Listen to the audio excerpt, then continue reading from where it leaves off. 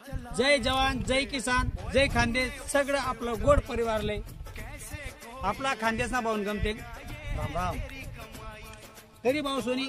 मागला video तुम्हाला टाकला देत आपण जालो होतो बारामती प्रदर्शनले आपल्याकडे जेवढे शक्य होईल ना तेवढं आपण टाकण्याचा प्रयत्न करत नाही तिथला त्यामुळे आपण दुसरं जे काम आहे माहिती लिहाणं वगैरे ते पण टाकलो आपण। तरी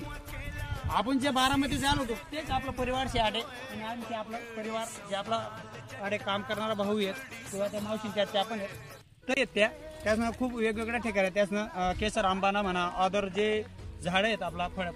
फळबागना त्यासनं डिलिव्हरी चालू राहते त्या विजिटला जात राहतात तरी सगळा टाइम काढीस नाही बारामतीला बी आपला एक पाळवर होणार त्या आणि तरी बी आज दुसरी कटिंग चालू आहे आपली केसर आंबासनी त्यासनी झाडे दिले दाखवू शकता तुम्ही झाडनी ग्रोथ वगैरे आणि ते दोन शब्द तुम्हाला माहिती आणखी देतीनच तरी संदीप भाऊ माहिती द्या आपल्या परिवारले। मित्र राम राम, जय खानदेश, जय खानदेश। आपला फळबागमा सगळ्यात व्यवस्थित काम आहे। मी मराठी बोलतो चालेल मराठी बोलते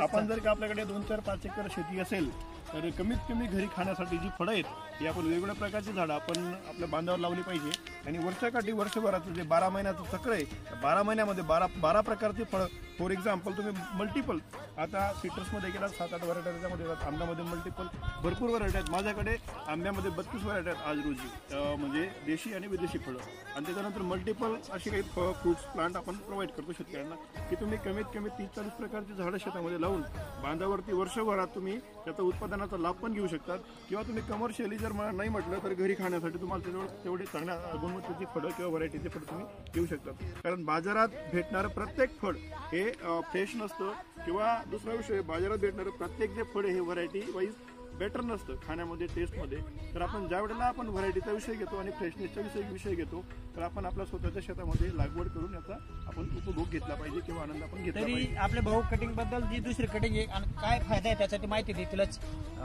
बरं मित्रांनो हा विषय असा असतो याच्यामध्ये आपण एका एकरमध्ये आपण उत्पादन जर म्हटलं तर एक आतापर्यंत जे जुने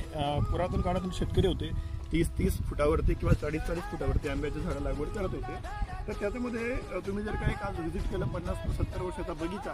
आज माझ्या परिवारात जर म्हटलं तर माझ्या आजोबांच्या काळापासून आम्ही आंब्यामध्ये काम करतोय। ओके